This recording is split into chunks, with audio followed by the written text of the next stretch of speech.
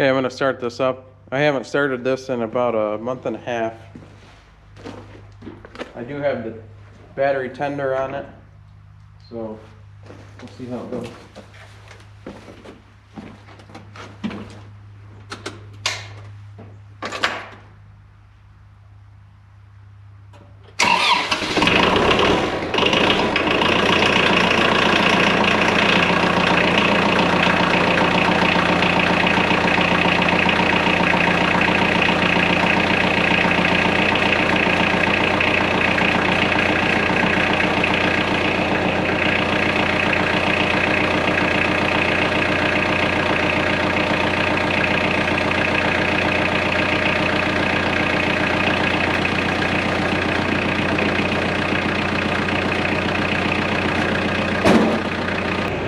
Let the big tractor run for a few minutes, and we'll do a cold start on the BX. And this one's probably the same thing, probably a month and a half since I started.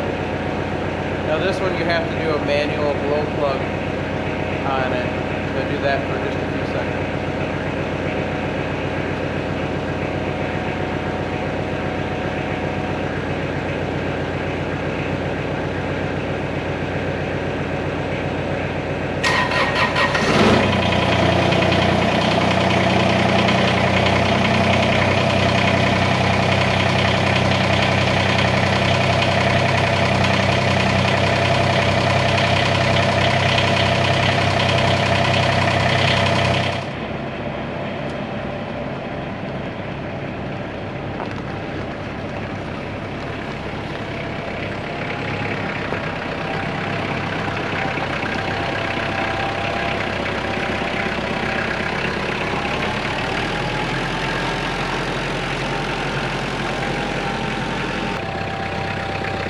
Now this is how smooth and quiet this Kubota runs after just a couple minutes of running. There's no smoke. There's very little piston noise at all.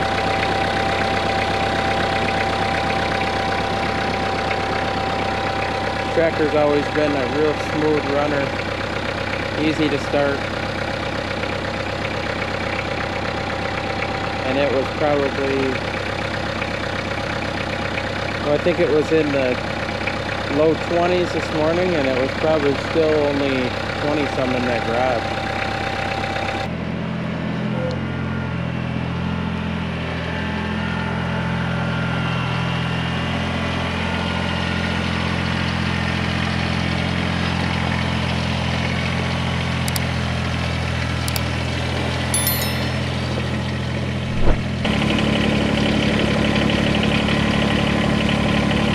The BX is also really smooth after just a few minutes of running. No visible smoke right now, and very, very slight piston or engine noise there. This one has always started. This one still has the original battery in it.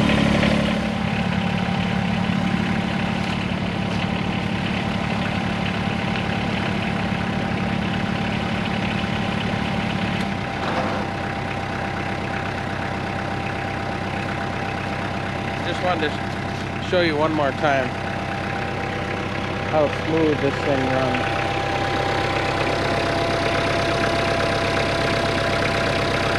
That thing just sits there and purrs.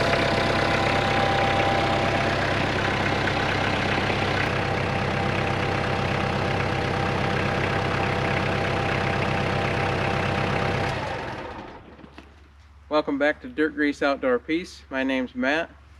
This is my 2007 Kubota Grand L3940. I bought this tractor brand new in 2007. It is roughly a 40 horse tractor.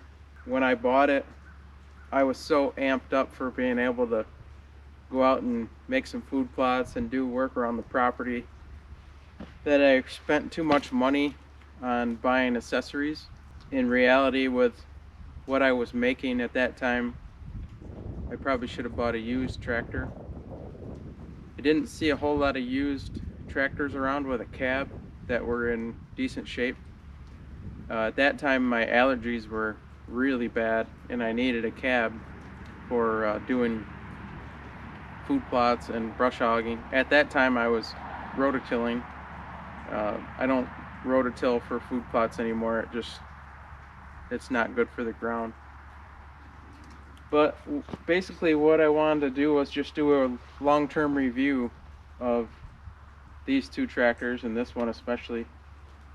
This one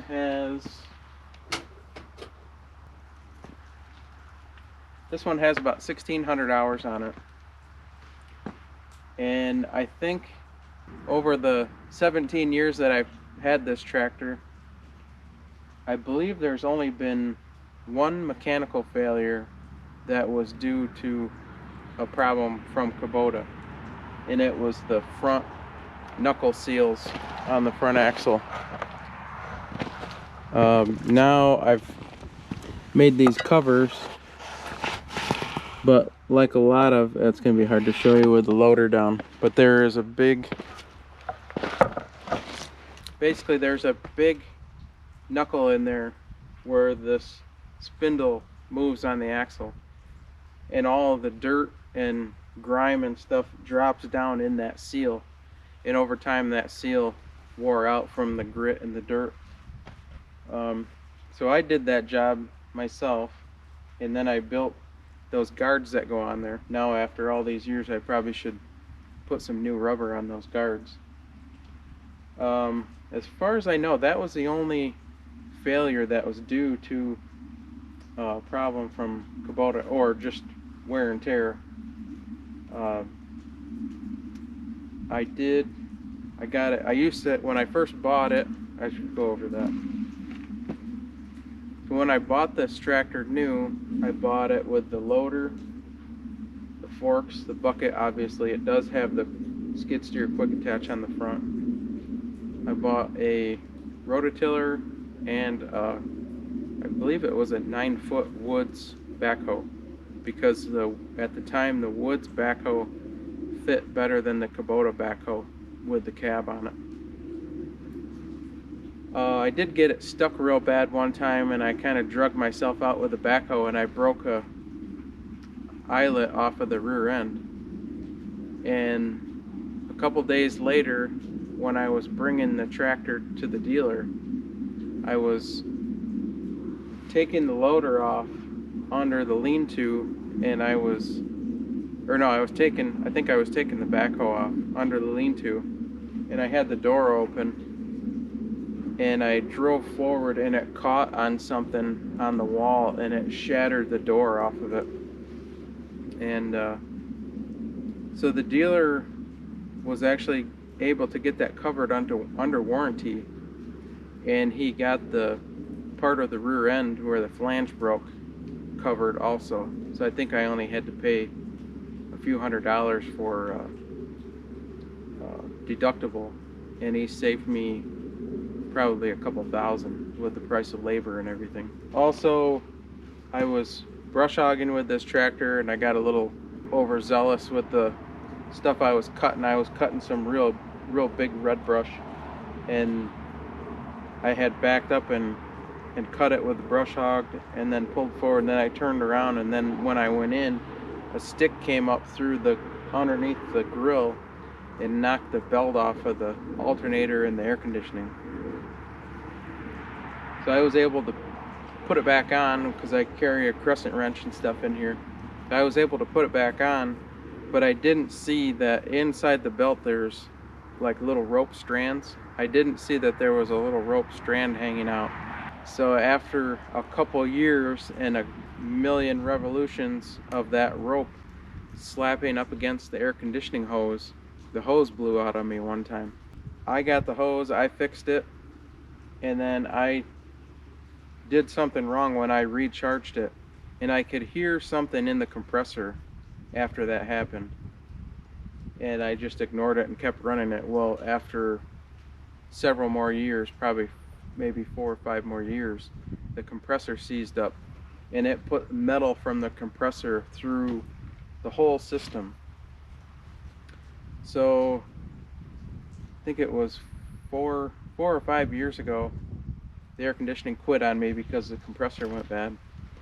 And I spent, I think it was about $5,000 replaced the compressor, the condenser, the evaporator, a couple other things, and I talked the dealership into cleaning the lines for me to save me another $1,000. And in the summertime, if you have a cab tractor with no air conditioning, it's worse than not having a cab tractor because there's no airflow, and there is a few windows open on the, or windows that you can open on the back, but it's terrible. It's almost, you almost can't use it. As I mentioned in the beginning, this tractor has started almost every single time. The original battery lasted me 14 years, and I never had it on the tender at that time. So now I have a bigger Caterpillar battery in it, and now I have power in the garage, and I try to keep it on the tender when I can. And if you noticed in the beginning of the video, I try to leave the hood open on all this stuff when I have it parked, because it's less of an attractant for the mice. A lot of times if you have the hood down, the mice feel comfortable getting up there and chewing on your wires and hoses. So I leave the hood open so it's less inviting for them and to go in there and make their home. Several times I've had a mouse nest up on top of the gas tank under here. But overall, this has been an excellent tractor. Undoubtedly the best piece of equipment I've ever had. Obviously it's a diesel, it's 4-wheel drive. I still have the original tires on it, all the service on it. I've tried to be as religious as I can with greasing and oil changes. It does have a service monitor in the cab, which is nice. I clean the screens. I try to watch the temperature gauge. But overall, this has been an excellent tractor, and I just can't say enough about how much I like the hydrostatic transmission. Of course the cab is a mess right now, but it has high, medium, and low range, and then it also has a high and low range within those ranges that you can just real quick hit on the steering column. It has a tilt steering column. This one does have a clutch. The newer ones, they seem to have gotten away from having to use a clutch. This one you have to push the clutch to start it. It has, you can adjust the HST response. It's got the nice big rocker pedal down there. On the loader control, I added a third function. It's a true third function. I have my PTO switch and the 3-point hitch raise and lower. It's got a pretty decent seat in it. It's just a spring-loaded seat. It's nothing fancy. You can see the back windows pivot open just a little bit so you don't catch it on anything. The back window opens up quite a lot. I've got front and rear cab lights. It's got a good blower in it too, whether it's summer or winter. I have an aftermarket radio in it. It did come with the, I believe it came with the speakers, but not the radio.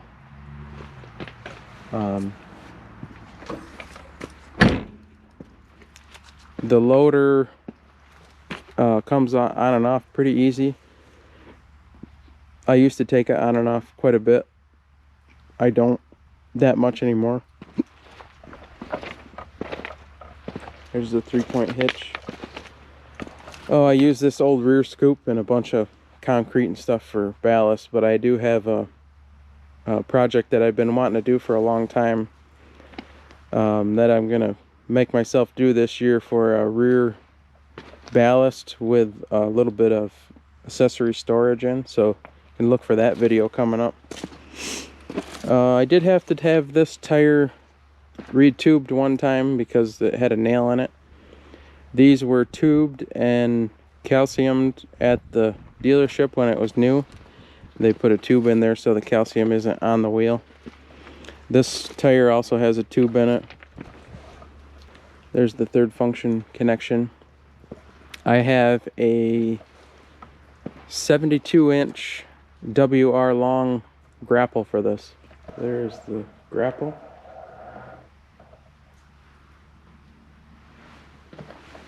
I think they would consider that a root grapple, the way the tines are configured in that. I've done a lot of work with that thing. I haven't had any trouble with that. There's my bucket. I still have the original smooth cutting edge on it. I always wanted to do a toothed edge on that. I just never did it. And this is my 2018 Kubota BX23S, and I bought it with the loader. Has a quick attach, the skid steer type quick attach on the front with a bucket.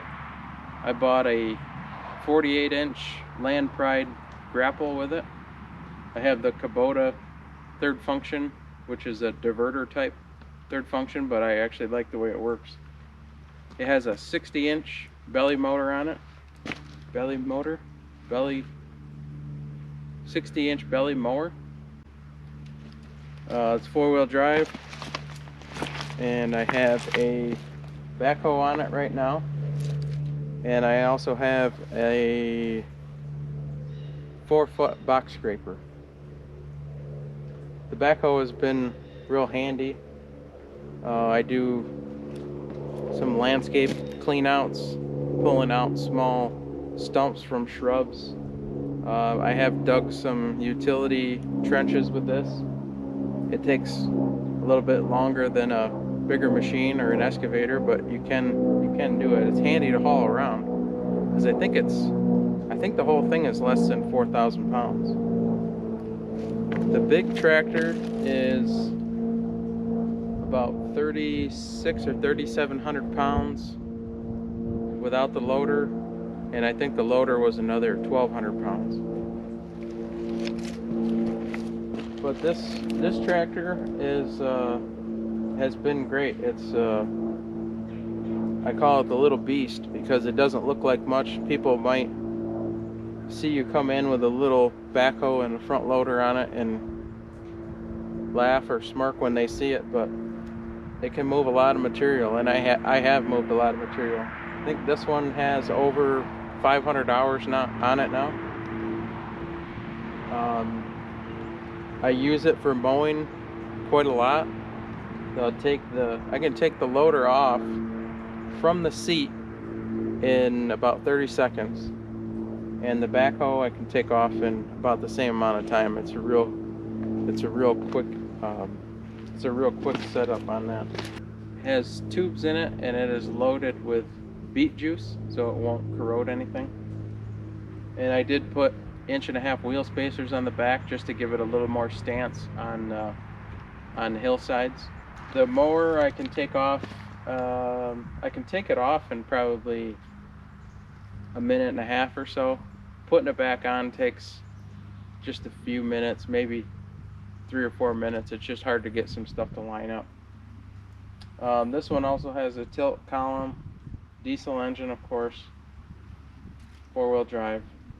The seat can flip around and you can run the backhoe with it. Lately I haven't been using it that way because it's kind of a contraption.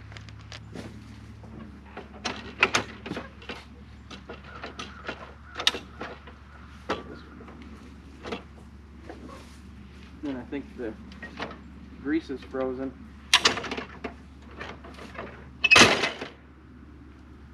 It's not too bad. It just takes a little time to get used to it. A lot of times if you're on and off the machine a bunch of times moving it, I'll just leave the seat forward.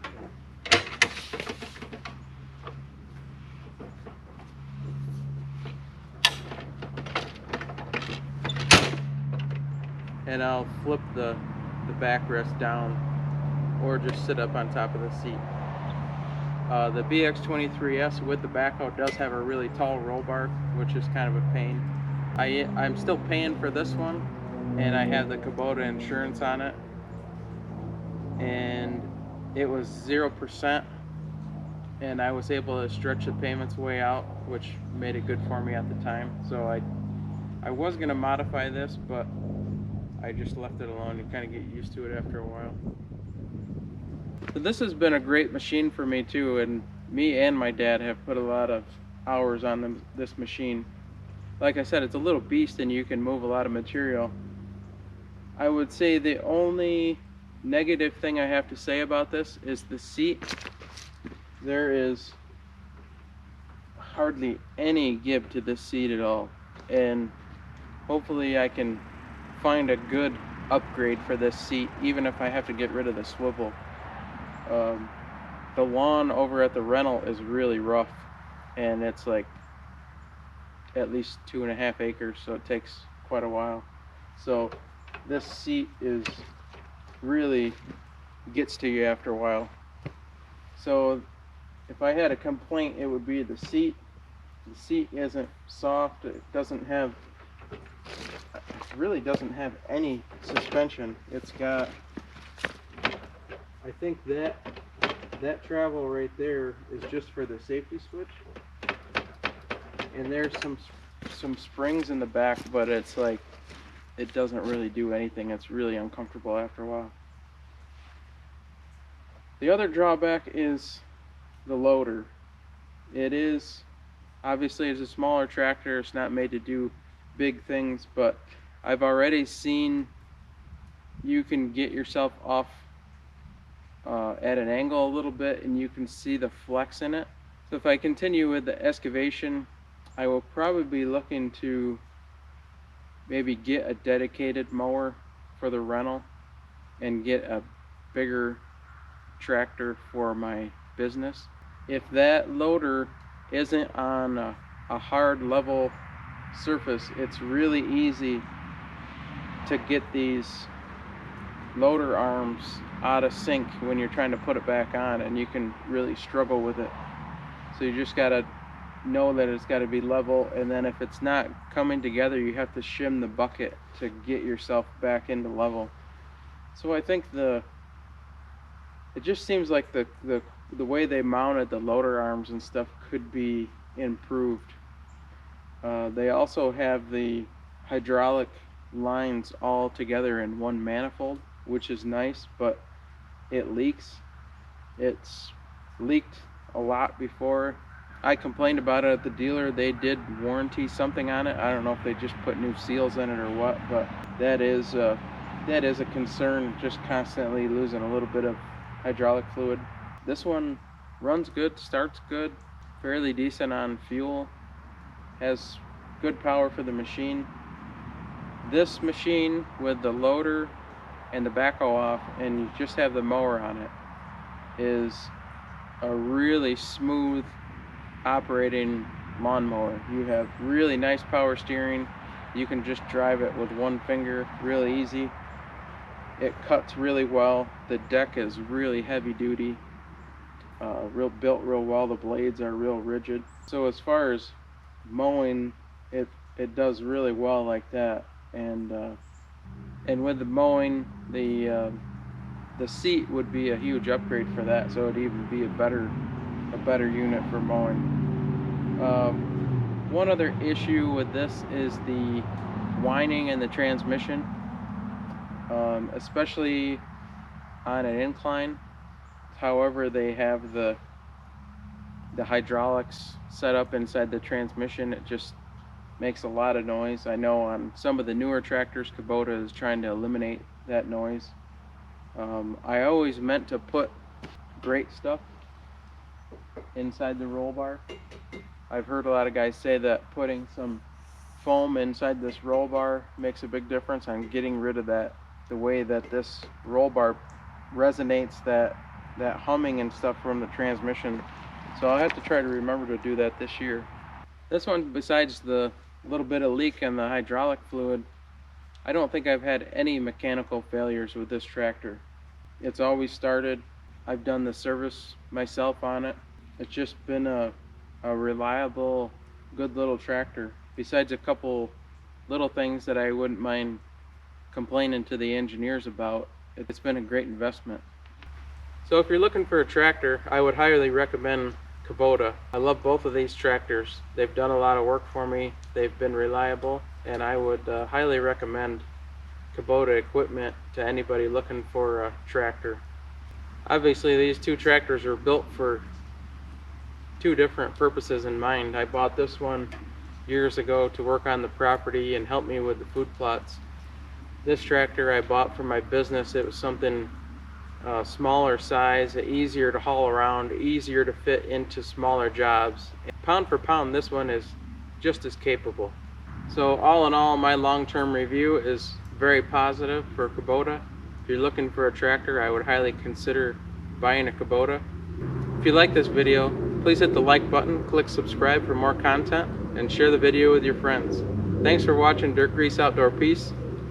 We'll see you next time. Get out and play in the dirt, work in the grease, take the time and enjoy that outdoor peace. Thank you.